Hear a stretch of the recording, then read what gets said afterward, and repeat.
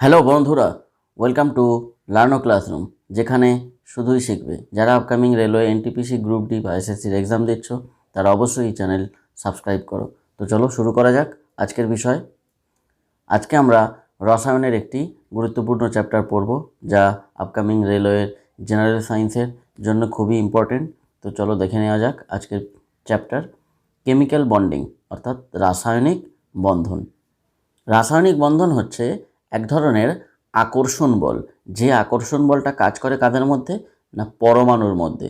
সেই পরমাণুগুলো একই মৌলিক পদার্থের হতে পারে অথবা বিভিন্ন মৌলিক পদার্থের হতে পারে। অর্থাৎ একই মৌলিক পদার্থ, ধরো নাইট্রোজেনের পরমাণু অথবা নাইট্রোজেনের পরমাণু আর অক্সিজেনের পরমাণু। তো একই রকম পরমাণুর মধ্যে আকর্ষণ বল থাকতে পারে বা বিভিন্ন রকমের পরমাণুর মধ্যে আকর্ষণ বল থাকতে পারে। এই যে আকর্ষণ বল, এই আকর্ষণ বলের দ্বারাই কি তৈরি হয় না, একটা অণু তৈরি করে। পরমাণুগুলো মিলিত হয়ে কি তৈরি হয়, অণু তৈরি হয়। এখানে একটা নাইট্রোজেনের পরমাণু, এখানে একটা নাইট্রোজেনের পরমাণু, দুজনে এক মধ্যে যে আকর্ষণ বল কাজ করে, সেই আকর্ষণ বলের দ্বারা এরা যুক্ত হয়ে কি তৈরি করে, একটা নাইট্রোজেন অণু তৈরি করে N2। দুটো নাইট্রোজেন পরমাণু নিয়ে একটা নাইট্রোজেনের অণু, সেটা হলো N2। তেমনভাবে দুটো অক্সিজেনের পরমাণু নিয়ে তৈরি হয় O2, অক্সিজেনের একটা অণু। তিনটে অক্সিজেনের পরমাণু নিয়ে তৈরি হয় O3, অর্থাৎ যাকে আমরা ওজোন বলি। ঠিক আছে, তো এইভাবে একাধিক মৌলিক পদার্থের পরমাণু যুক্ত হয়ে কি তৈরি করছে, যৌগিক পদার্থ তৈরি করছে। আর এই যৌগিক পদার্থগুলো তৈরি হওয়ার পিছনে কে দায়ী, সেটা হলো এক ধরনের আকর্ষণ বল, যাকে আমরা বলবো রাসায়নিক বন্ধন বা কেমিক্যাল বন্ড। ঠিক আছে, তো এই রাসায়নিক বন্ধন তৈরি হয় কি কারণে না, কোনো মৌলের পরমাণুর যোজ্যতা ইলেকট্রনের আদান প্রদান আর ভাগাভাগির মাধ্যমে এর সৃষ্টি হয়। তো কিভাবে সৃষ্টি হচ্ছে না, যোজ্যতা ইলেকট্রনের আদান প্রদান আর ভাগাভাগির মাধ্যমে। সেটা কি একটু দেখে নিই। তাহলে যোজ্যতা ইলেকট্রন কি, অর্থাৎ ভ্যালেন্সি ইলেকট্রন জিনিসটা কি। আমরা জানি একটা মৌলের অ্যাটমিক নাম্বার, ধরো আমরা নিলাম নাইট্রোজেনের অ্যাটমিক নাম্বার কত, 7, অর্থাৎ এর মধ্যে 7টা ইলেকট্রন আছে, 7টা প্রোটন আছে। তো এই যে 7টা ইলেকট্রন 7টা প্রোটন, এই জন্য নাইট্রোজেন পরমাণুটা কি হচ্ছে, এর আধান কিছু নেই, অর্থাৎ চার্জ শূন্য। কিন্তু যখনই এর মধ্যে থেকে একটা ইলেকট্রন বাইরে চলে যাবে বা একটা ইলেকট্রন এর মধ্যে আসবে, তখনই এর মধ্যে কি হবে, ওই চার্জ দেখা দেবে। যদি ইলেকট্রন আসে তাহলে নেগেটিভ হয়ে যাবে, যদি ইলেকট্রন চলে যায় তাহলে পজিটিভ হয়ে যাবে। তো এইভাবে ইলেকট্রন ত্যাগ বা গ্রহণের মাধ্যমে এরা কি হচ্ছে, আধানযুক্ত কণা অর্থাৎ আয়নে পরিণত হয়। ঠিক আছে, এখন এই যে ইলেকট্রন এরা ত্যাগ করবে, কোথা থেকে ত্যাগ করবে, আমরা যদি নাইট্রোজেনের ইলেকট্রন বিন্যাস দেখি, তাহলে নাইট্রোজেনের কে কক্ষপথে কটা আছে ইলেকট্রন, দুটো থাকবে, সর্বোচ্চ দুটো থাকতে পারে কে। তারপরের কক্ষপথে কটা আছে, কে এর পরে এল কক্ষপথে কটা থাকবে, তাহলে 5টা, কারণ এল কক্ষপথে সর্বোচ্চ কটা থাকতে পারে, 2n²। তার মানে এখানে এল হচ্ছে 2n², মানে 2 দুগুণে 4 দুগুণে 8টা ইলেকট্রন থাকতে পারে।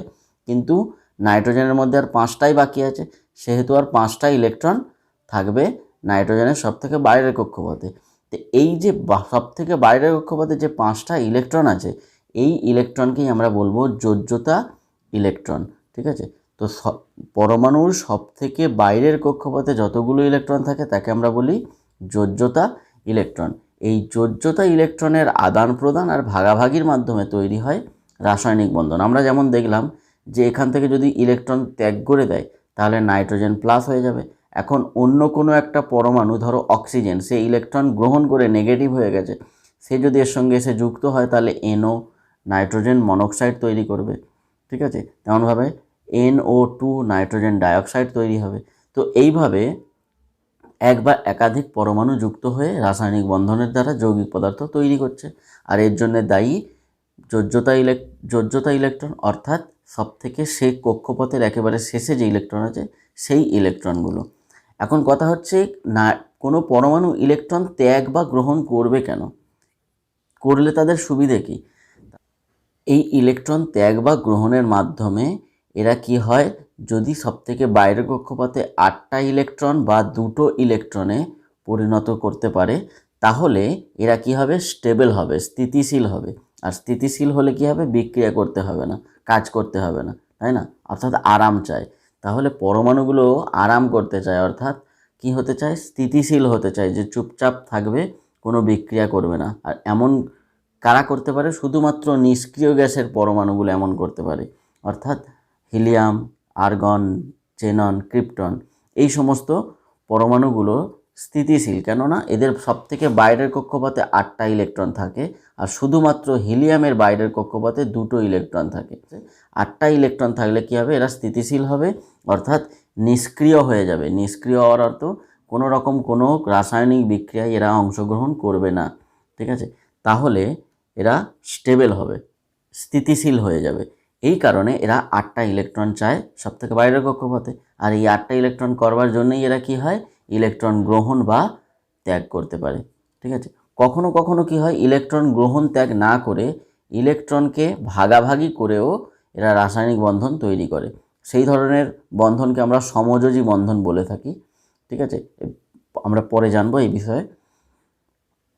তো এখন আমরা দেখলাম যে যোজ্যতা ইলেকট্রনের দ্বারাই কিন্তু রাসায়নিক বন্ধন তৈরি হচ্ছে। আর এই যোজ্যতা ইলেকট্রনের আদান প্রদান ঘটে কিসের জন্য, না নিষ্ক্রিয় গ্যাসের, নিকটবর্তী নিষ্ক্রিয় গ্যাসের গঠন পাওয়ার জন্য বাইরের কক্ষপথে 8টা ইলেকট্রন করতে চায় এরা, যার ফলে এরা স্থিতিশীল হবে, সেই জন্য এমন করে। যেমন আমরা এখানে উদাহরণ হিসেবে দেখতে পাচ্ছি যে পরমাণু সবথেকে বাইরের কক্ষপথের ইলেকট্রনকে যোজ্যতা ইলেকট্রন বলে। যেমন পটাশিয়াম অর্থাৎ K19, পটাশিয়ামের পারমাণবিক ক্রমাঙ্ক কত, 19, অর্থাৎ পটাশিয়ামের সবথেকে বাইরের কক্ষপথে কটা ইলেকট্রন থাকবে, যদি আমরা ইলেকট্রন বিন্যাস দেখি, দেখো কে কক্ষপথে 2টো, এল কক্ষপথে 8টা, এম কক্ষপথেও 8টা, আর এন কক্ষপথে 1টা থাকবে। তাহলে এর যোজ্যতা ইলেকট্রন কত হলো, 1, ঠিক আছে। তাই জন্যে পটাশিয়ামের যোজ্যতাও হয়ে গেল 1, ভ্যালেন্সি পটাশিয়ামের 1, ঠিক আছে। অর্থাৎ এ যদি 1টা ইলেকট্রন ত্যাগ করে দিতে পারে, তাহলে এর আগের কক্ষপথ এম কক্ষপথে কেউ 8টা ইলেকট্রন হয়ে যাবে, এ স্থিতিশীল হয়ে যাবে। তাহলে যখনই এ 1টা ইলেকট্রন ত্যাগ করবে, তখন এর মধ্যে কী হবে, একটা প্রোটন বেশি হয়ে যাবে, তখন K+ হয়ে যাবে, পজিটিভ আয়নে পরিণত হবে। তো এইভাবে ইলেকট্রন আদান প্রদানের মাধ্যমে যে বন্ধন তৈরি হয় সেটাকে কি বলা হয়, আয়নীয় বন্ধন বা তড়িৎযোজী বন্ধন, ঠিক আছে। আয়নীয় বন্ধন বা তড়িৎযোজী বন্ধন। যেমন আমরা যদি একটা উদাহরণ হিসাবে নিই, ধরো NaCl। NaCl কি, সোডিয়াম ক্লোরাইড, অর্থাৎ লবণ, যে নুন আমরা খাই। তো এই যে সোডিয়াম ক্লোরাইডের মধ্যে ক্লোরিন একটা আছে পরমাণু, আর সোডিয়ামের একটা পরমাণু আছে। এর মধ্যে ক্লোরিনের পরমাণু ক্রমাঙ্ক হচ্ছে 17, আর সোডিয়ামের পরমাণু ক্রমাঙ্ক হচ্ছে 11। তো যদি আমরা এদের ইলেকট্রন বিন্যাস করি, কে কক্ষপথে 2টো, এল কক্ষপথে 8টা, আর এম কক্ষপথে 1টা ইলেকট্রন থাকবে। তেমনভাবে ক্লোরিনের যদি আমরা ইলেকট্রন বিন্যাস করি, তাহলে কে কক্ষপথে 2টো, এল কক্ষপথে 8টা, 8টা 2টো 10টা, আর শেষ যে কক্ষপথ এম কক্ষপথে কটা থাকবে, 7টা থাকবে। তাহলে এর 1টা, এর 7টা, সোডিয়ামের 1টা, ক্লোরিনের 7টা। এখন ক্লোরিন কি চাইবে, 8টা হয়ে যাক ওর। এই 8টা হয়ে যাওয়ার জন্য কি করবে, এ 1টা ইলেকট্রন গ্রহণ করবে। আর সোডিয়াম কি চাইবে, না ওরও 8টা ইলেকট্রন হোক, তার জন্য ও যদি এম কক্ষপথের ইলেকট্রনটাকে ত্যাগ করে দিতে পারে, তাহলে এল কক্ষপথে 8টা হয়ে যাবে, ও স্টেবল হয়ে যাবে। তাহলে এই কারণে সোডিয়াম কি করে, একটা ইলেকট্রন ত্যাগ করে দেয়, আর সেই একটা ইলেকট্রনকে গ্রহণ করে নেয় ক্লোরিন। ক্লোরিন গ্রহণ করে নিলে ক্লোরিনের এম কক্ষপথে 8টা ইলেকট্রন, আর সোডিয়াম একটা ইলেকট্রন ত্যাগ করে দিলে এল কক্ষপথে 8টা ইলেকট্রন হয়ে যাবে, দুজনে স্টেবল হয়ে যাবে। এর দ্বারা কি হয়, সোডিয়াম কি তৈরি করে, Na+, একটা ইলেকট্রন ত্যাগ করে, আর ক্লোরিন ওই ইলেকট্রনটাই গ্রহণ করে কি করে, Cl-। তাহলে সোডিয়াম পজিটিভ আয়ন তৈরি করলো, আর ক্লোরিন নেগেটিভ আয়ন তৈরি করলো। এই সোডিয়ামের পজিটিভ আয়নকে আমরা বলবো ক্যাটায়ন, আর ক্লোরিন যে নেগেটিভ আয়ন তৈরি করলো এটাকে আমরা বলবো অ্যানায়ন। তাহলে পজিটিভ আয়নকে বলা হয় ক্যাটায়ন, আর নেগেটিভ আয়নকে বলা হয় অ্যানায়ন। এই পজিটিভ আর নেগেটিভ অ্যানায়ন এবং ক্যাটায়ন যুক্ত হয়ে কি তৈরি করলো, একটা নতুন যৌগিক পদার্থ তৈরি করলো, NaCl, সোডিয়াম ক্লোরাইড, যাকে আমরা কমন নাম লবণ নাম হিসেবে জানি। এখন এই যে তড়িৎযোজী বন্ধন এইভাবে যে আমরা তৈরি হলো, আমরা দেখলাম একজন ইলেকট্রন গ্রহণ করলো, একজন ইলেকট্রন বর্জন করলো, এবং একে অপরের সঙ্গে রাসায়নিক বন্ধন দ্বারা এইভাবে যুক্ত হলো, সেটাকে আমরা বলবো তড়িৎযোজী বন্ধন। আর এই বন্ধন দ্বারা যে যৌগটা তৈরি হচ্ছে সেটাই হচ্ছে তড়িৎযোজী যৌগ। তাহলে সোডিয়াম একটা তড়িৎযোজী বা আয়নীয় যৌগ। তেমনভাবে দেখো এখানে কি বলছে, মূলত ধাতব পরমাণুর সবথেকে বাইরের কক্ষপথে 1, 2 বা 3টে ইলেকট্রন থাকে, আর এদের নিউক্লিয়াসের সঙ্গে বাইরের কক্ষপথের ইলেকট্রনগুলির মধ্যে আকর্ষণ বল অনেক কম হয়। তাহলে ধাতব পরমাণু, তো আমরা এর আগে পর্যায় সারণী পড়েছি, তোমরা এখানে সাজেশন বক্সে এর লিঙ্ক পেয়ে যাবে পর্যায় সারণীর একেবারে বাঁদিকে যে সমস্ত শ্রেণীগুলো আছে সেখানে কি হচ্ছে সোডিয়াম, ক্যালসিয়াম, পটাশিয়াম, এই সমস্ত ম্যাগনেসিয়াম, এই সমস্ত পরমাণু ধাতুগুলো আছে। এই সমস্ত ধাতুগুলোর একেবারে বাইরের কক্ষপথে একটা, দুটো বা তিনটে ইলেকট্রন থাকে। আমরা দেখলাম একটু আগেই সোডিয়ামের সবথেকে বাইরের কক্ষপথে একটা ইলেকট্রন, পটাশিয়াম 19, তারও আমরা দেখলাম একেবারে বাইরের কক্ষপথে একটা ইলেকট্রন। ক্যালসিয়াম এর পারমাণবিক ক্রমাঙ্ক 2, এর পারমাণবিক ক্রমাঙ্ক যদি 2 হয়, এর যদি আমরা ইলেকট্রন বিন্যাস করি কে কক্ষপথে 2টো, এল কক্ষপথে 8টা, এম কক্ষপথে 8টা, আর এন কক্ষপথে 2টো, তাহলে এরও দেখবে একেবারে শেষে 2টো ইলেকট্রন। তা এই সমস্ত পর্যায় সারণীর বাঁদিকে যে সমস্ত ধাতুগুলো আছে তাদের কি হচ্ছে বাইরের কক্ষপথে একটা, দুটো বা তিনটে করে ইলেকট্রন থাকে। আর অল্প ইলেকট্রন থাকে, সেই জন্য কী হয়, নিউক্লিয়াসের সঙ্গে এদের আকর্ষণ বলও অতটা বেশি হয় না। যত বেশি ইলেকট্রন বাইরের কক্ষপথে থাকবে তত নিউক্লিয়াসের সঙ্গে আকর্ষণ বল বেশি হবে। কম ইলেকট্রন আছে সেই জন্যে নিউক্লিয়াসের সঙ্গে আকর্ষণ বল কম। যেহেতু আকর্ষণ বল এদের মধ্যে কম থাকে সেহেতু এদেরকে অল্প শক্তি প্রয়োগ করলেই এরা কি হয়, ইলেকট্রনগুলোকে ত্যাগ করে দেয়। ঠিক আছে, তাহলে অল্প শক্তির প্রয়োগ করলেই এরা ইলেকট্রন ত্যাগ করে দেয়। এই যতটুকু শক্তির প্রয়োজন পড়ে একটা পরমাণু থেকে ইলেকট্রন বের করে আয়নে পরিণত করতে, সেটাকেই আমরা বলবো আয়নীকরণ শক্তি বা আয়নাইজেশন এনার্জি। ঠিক আছে, তো এই আয়নাইজেশন এনার্জির পরিমাণ কম হয়, অর্থাৎ কম শক্তি প্রয়োগ করেই এই ধাতব পরমাণুগুলোকে আমরা আয়নে পরিণত করতে পারি। কোন আয়নে পরিণত করব? ক্যাটায়নে, কারণ পজিটিভ আয়ন তৈরি করবে, তাহলে ক্যাটায়নে পরিণত করা যায়। ধাতব পরমাণুগুলো কি হয়, পজিটিভ আয়নে পরিণত হয়, ক্যাটায়নে পরিণত হয়। আর উল্টো দিকে যদি আমরা ডান দিকে চলে যাই, পর্যায় সারণীর ডান দিকের শ্রেণীর যে সমস্ত পদার্থগুলো আছে সেই সমস্ত মৌলিক পদার্থের দেখবে, যেমন ক্লোরিন আছে, ফ্লুরিন আছে, ব্রোমিন আছে, এই সমস্ত পদার্থগুলো, মৌলিক পদার্থগুলোর পরমাণুর একেবারে বাইরের কক্ষপথে দেখবে 5টা, 6টা বা 7টা করে ইলেকট্রন থাকে। সেই জন্যে অনেক বেশি ইলেকট্রন আছে, নিউক্লিয়াসের সঙ্গে এদের আকর্ষণ বল অনেক বেশি। সেই জন্যে এদের মধ্যে কী হয়, বেশি শক্তি প্রয়োগ করতে হয়, তবেই এদেরকে তবেই এরা ইলেকট্রন ত্যাগ করে। তাহলে এত বেশি শক্তির প্রয়োজন হয়, সেই জন্যে এরা কি করে, ইলেকট্রন গ্রহণ করে। ইলেকট্রন গ্রহণ করে নেগেটিভ আয়ন অর্থাৎ অ্যানায়নে পরিণত হয়। তাহলে অধাতুগুলো অ্যানায়ন তৈরি করে আর ধাতুগুলো ক্যাটায়ন তৈরি করে, মনে রাখতে হবে। নেক্সট আমরা দেখব এইভাবে ধাতুগুলো ক্যাটায়ন তৈরি করছে আর অ্যানায়নগুলো অধাতু তৈরি করছে। এই ধাতু আর অধাতুর বিক্রিয়ার ফলে কি হচ্ছে, তড়িৎযোজী বন্ধন তৈরি হচ্ছে, তার ফলে যৌগিক পদার্থ তৈরি হচ্ছে। যেমন লবণ আর সোডিয়াম আমরা দেখলাম, লবণ অর্থাৎ সোডিয়াম ক্লোরাইডের উদাহরণ আমরা একটু আগে দেখলাম। তো আয়নীয় বন্ধনে কি হয় না, স্থির তড়িৎ আকর্ষণ বল কাজ করে। তাহলে ওই যে রাসায়নিক বন্ধনের মধ্যে যে আকর্ষণ বলটা কাজ করে আয়নীয় বন্ধনে, সেটাও কি হলো, স্থির তাড়িতিক আকর্ষণ বল। ঠিক আছে, তো স্থির তড়িৎ সম্পর্কে আমরা এর আগে পড়েছি, তোমরা সাজেশন বক্সের লিঙ্ক পেয়ে যাবে। তো স্থির তড়িতের এই যে আকর্ষণ বল, এই আকর্ষণ বলটা অনেক বেশি হয়, সেই জন্য তড়িৎযোজী বন্ধন কি হয়, অনেক শক্তিশালী হয়, একে সহজে ভাঙা যায় না। এই বন্ধন দ্বারা উৎপন্ন যৌগকে আমরা বলবো আয়নীয় যৌগ বা তড়িৎযোজী যৌগ, যেমন সোডিয়াম ক্লোরাইড, ম্যাগনেসিয়াম অক্সাইড। তো MgO এটাও একটা তড়িৎযোজী যৌগ, এটাও ওই রকমভাবে আয়ন তৈরির মাধ্যমে সৃষ্টি হয়। ঠিক আছে, তো এখন দেখো ম্যাগনেসিয়াম অক্সাইডের মধ্যে ম্যাগনেসিয়াম আর অক্সিজেন দু ধরনের মৌলিক পদার্থের পরমাণু আছে। তো Mg এর পারমাণবিক ক্রমাঙ্ক হচ্ছে 12 আর অক্সিজেন এর পারমাণবিক ক্রমাঙ্ক কত, 8। তাহলে আমরা যদি Mgর ইলেকট্রন বিন্যাস দেখি, কে কক্ষপথে 2টো, এল কক্ষপথে কটা থাকবে, 8টা, আর এম কক্ষপথে 2টো, তাহলে হয়ে গেল 12টা। তাহলে সব থেকে বাইরের কক্ষপথে 2টো ইলেকট্রন আছে, এর যোজ্যতা ইলেকট্রন সংখ্যা কত, 2।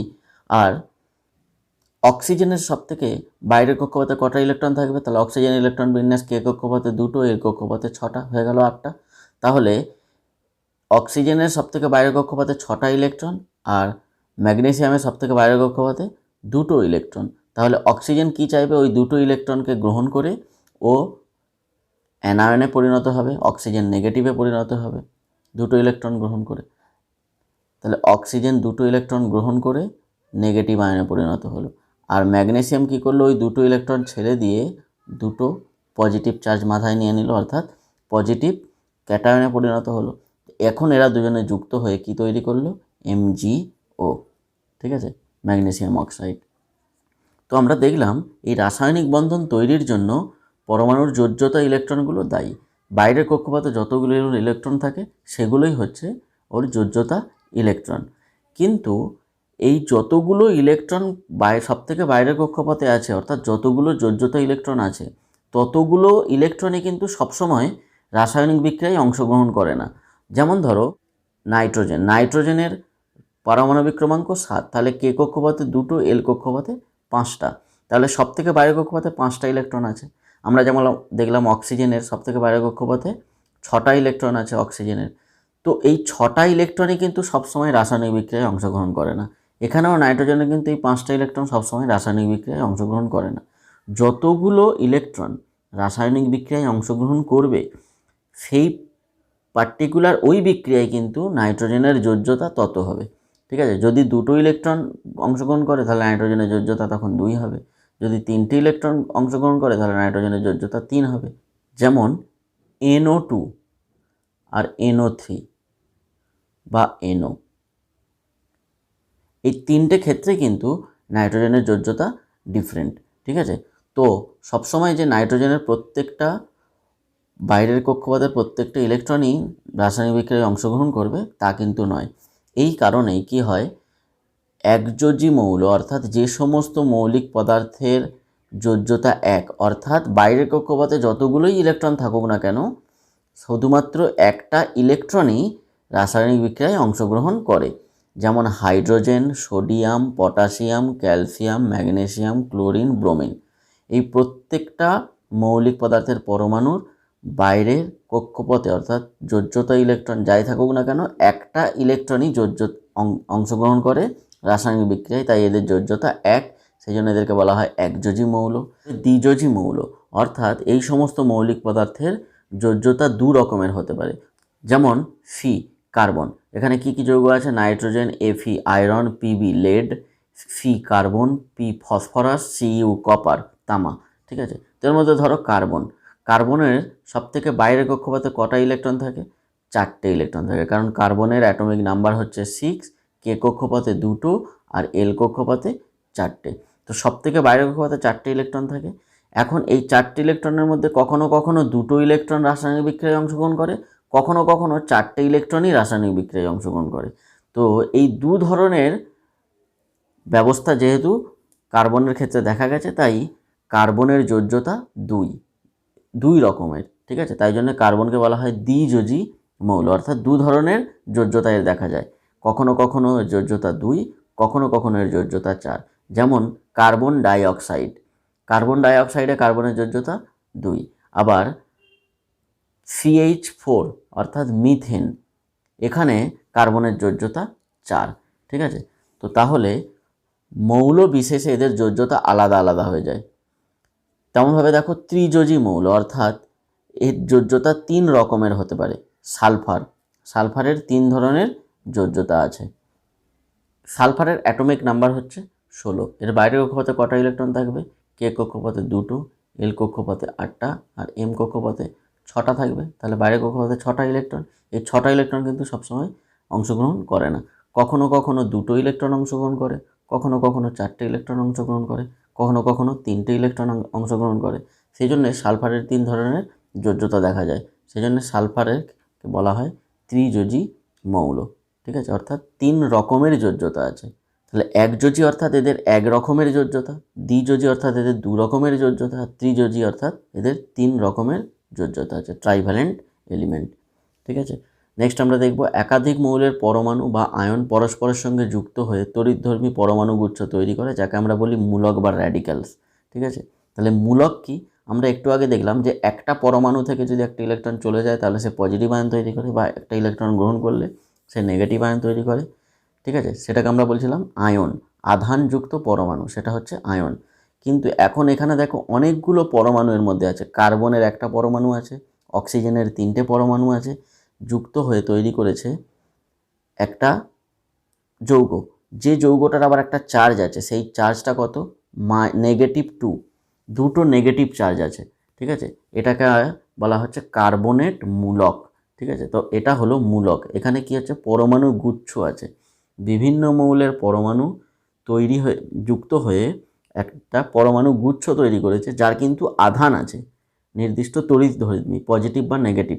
এদেরকে বলা হচ্ছে কি, মূলক বা র্যাডিক্যালস, ঠিক আছে। তো এখানে ওটা কার্বনেট, এটা একটা মূলক, নাইট্রেট এটা একটা মূলক, সালফেট এটাও এক ধরনের মূলক হবে, ঠিক আছে। যেমন আমরা দেখেছি ক্যালসিয়াম কার্বনেট, CaCO3, চুনা পাথর, ঠিক আছে, ক্যালসিয়াম কার্বনেট। তো এইখানে কার্বনেট হচ্ছে মূলক। তো আমরা মূলক সম্পর্কে জানলাম। তেমনভাবে নাইট্রেট, নাইট্রেট দিয়েও অনেক রকমের যৌগ তৈরি হয়। যেমন ধরো পটাশিয়াম নাইট্রেট, KNO3, মাথায় মাইনাস। পটাশিয়ামের যোজ্যতা আমরা কী দেখেছিলাম, 1। এ কী করে, ক্যাটায়ন তৈরি করে, একটা ইলেকট্রন ত্যাগ করে, তাহলে +1, তাহলে পজিটিভ আয়ন তৈরি করবে পটাশিয়াম, আর নাইট্রেট নেগেটিভ আয়ন, দুজনে একে অপরের সঙ্গে তড়িৎযোজী বন্ধন দ্বারা যুক্ত হয়ে পটাশিয়াম নাইট্রেট তৈরি করবে। বোঝা গেল? তো আজকের এ পর্যন্তই। আশা করি তোমাদের ভালো লেগেছে ভিডিওটা। যদি ভালো লাগে অবশ্যই লাইক এবং কমেন্ট করবে এবং শেয়ার করতে ভুলবে না। আর অবশ্যই লার্নো ক্লাসরুম চ্যানেলটা সাবস্ক্রাইব করতে হবে। তো থ্যাঙ্কস ফর ওয়াচিং। দেখা হচ্ছে নেক্সট ভিডিওতে।